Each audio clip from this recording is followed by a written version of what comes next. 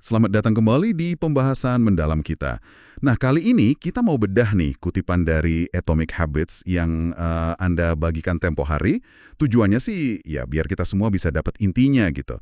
Gimana caranya membangun kebiasaan positif yang awet, yang nggak gampang hilang. Ada satu ide nih yang menurut saya kuat banget. Kekuatan dari perubahan-perubahan kecil. Pernah dengar cerita tim balap sepeda Inggris kan? Oh iya ya, yang tadinya biasa aja puluhan tahun itu ya. Betul, biasa-biasa aja, terus datang Dave Browford bawa strategi agregasi keuntungan marginal. Intinya, cari perbaikan 1% aja, tapi di semua hal. Di segala aspek ya. Iya, di mana aja. Hasilnya, wah, mereka jadi dominan banget di Olimpiade, di Tour de France. Keren ya, gimana hal kecil bisa numpuk gitu. Matematikanya juga menarik loh. Kalau kita bisa 1% lebih baik tiap hari, setahun kemudian katanya bisa 37 kali lipat lebih baiknya nih. Kalau 1% lebih buruk tiap hari, ya bisa habis mendekati nol. Ini efek bola salju beneran. Bisa positif, bisa negatif. Nah, yang menarik dari sini tuh fokusnya jadi geser ya. Bukan lagi soal hasil gede dalam semalam, tapi soal arah cita, trajektori gitu. Kebiasaan harian kita, sekecil apapun, itu yang jadi sistemnya. Kata sumber ini ya, kekayaan itu ukuran belakangan dari kebiasaan finansial kita. Oh, jadi kayak indikator gitu ya? Iya, indikator yang munculnya belakangan. Berat badan juga gitu, ukuran belakangan dari kebiasaan makan. Intinya sih, ya kita dapat apa yang kita ulang-ulang terus.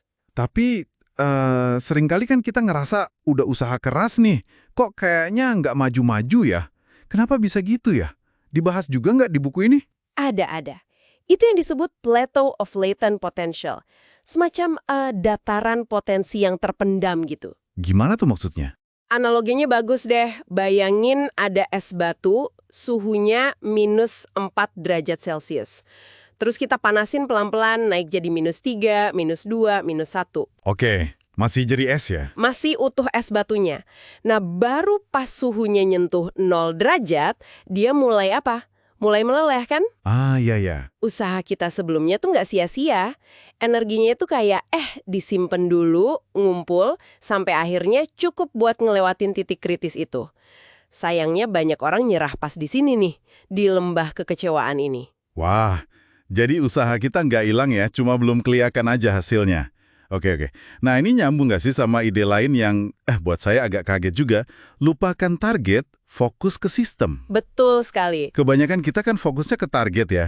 Menang lomba lah, dapat promosi, bangun bisnis.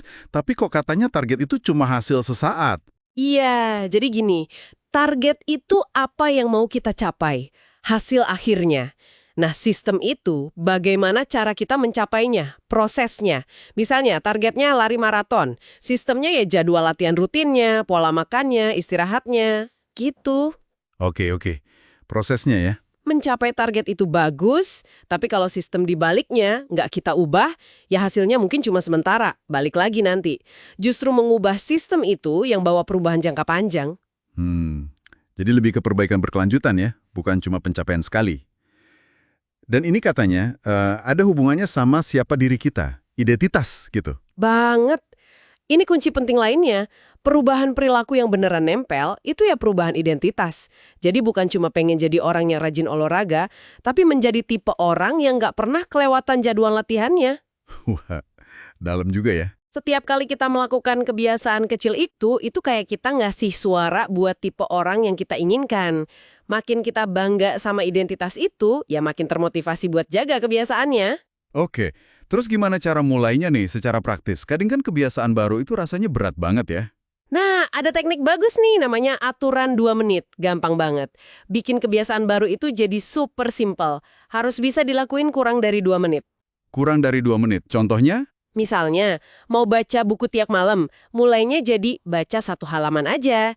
Atau mau olahraga 1 jam, mulainya jadi ganti baju olahraga aja dulu. Atau pakai sepatu lari. Oh, jadi fokusnya cuma biar mulai aja gitu ya? Biar nggak ada alasan nggak mulai. Tepat, kuncinya itu muncul dan memulai. Bangun momentumnya dulu. Itu penting buat ngebentuk identitas tadi. Masuk akal. Terus kalau udah bisa mulai, gimana biar konsisten? Katanya lingkungan juga ngaruh ya? Iya, itu masuk ke hukum ke-1, bikin jelas terlihat, sama hukum ketiga, bikin mudah dilakukan. Desain ulang aja lingkungan kita. Contohnya gimana tuh? Gampang kok. Mau ingat minum vitamin tiap pagi, ya taruh botol vitaminnya di sebelah sikat gigi. Mau lebih sering main gitar, jangan ditaruh di dalam tas terus di pojokan, tapi taruh aja di stand di tengah ruang tamu. Ah, biar kelihatan terus ya. Jadi gampang diambil juga. Mengurangi gesekan, istilahnya. Betul, kurangi frictionnya. Nah, terus jangan lupa juga hukum keempat, bikin memuaskan. Ini penting banget. Bikin memuaskan. Maksudnya gimana? Kan hasil kebiasaan baik seringnya lama ya baru kerasa. Yang langsung terasa. Jadi kita perlu sedikit ngakalin. Kasih hadiah kecil tapi langsung. Buat kebiasaan baik yang manfaatnya jangka panjang. Oh, contohnya gimana tuh? Misalnya nih, tiap kali berhasil nahan diri nggak jajan atau belanja impulsif, langsung deh transfer uang mungkin 10.000 atau 20.000 ke rekening khusus yang labelnya liburan impian atau apa gitu. Oh, menarik.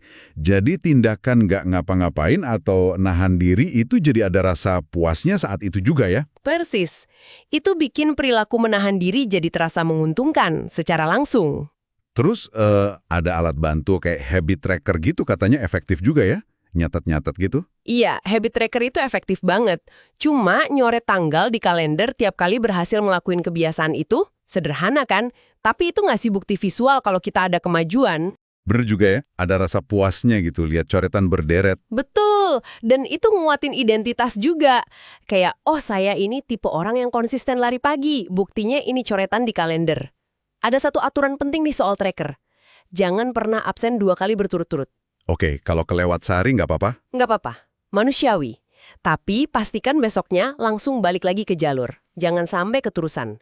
Konsistensi jangka panjang itu jauh lebih penting daripada mencoba jadi sempurna tapi sebentar doang. Oke, jadi kalau kita rangkum nih ya, intinya itu ada di konsistensi melakukan hal-hal kecil, terus fokusnya lebih ke proses atau sistemnya daripada cuma target akhir, sambil ngebentuk identitas diri yang kita mau. Plus kita juga harus cerdik nih, bikin kebiasaan itu jadi jelas kelihatan, menarik, gampang dilakuin, dan langsung terasa memuaskan ya. Untuk mendukung jadi orang seperti apa yang Anda inginkan, dan gimana caranya biar tindakan kecil itu bisa langsung terasa memuaskan saat itu juga, sekecil apapun rasa puasnya. Coba dipikirkan.